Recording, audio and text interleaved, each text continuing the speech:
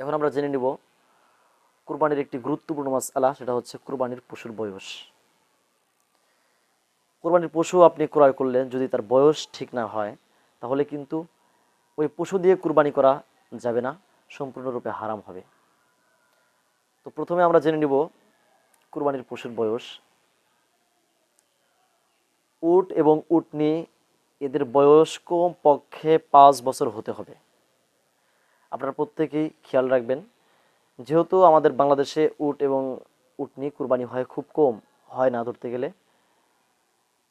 গরু এবং মহিষ কুরবানি হয় সবচেয়ে বেশি। এজন্য গরু এবং মহিষের এবং ছাগল ভেড়ার যে বয়সটা সেটা খুব গুরুত্ব সহকারে সবাই জানার চেষ্টা করবেন। গরু এবং মহিষের বয়স হতে হবে কমপক্ষে 2 বছর।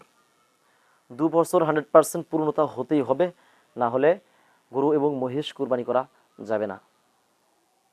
এরপরে ছাগল, ছাগলের কুরবানি করার জন্য পূর্ণ 1 বছর হতেই হবে। 1 বছরের নিচে যদি ছাগলের বয়স হয় তাহলে ওই ছাগল দ্বারা কুরবানি করা যাবে না। তবে ভেড়ার বিষয়ে ভিন্ন কথা।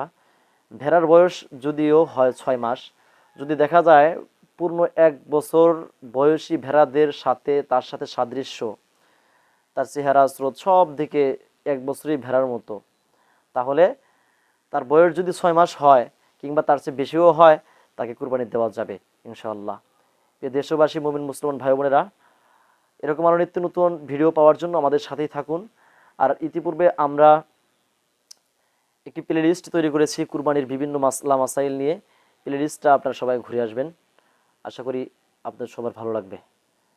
দেখা হবে পরবর্তী অন্য কোনো ভিডিওতে। আসসালামু আলাইকুম ওয়া রাহমাতুল্লাহি ওয়া বারাকাতুহু।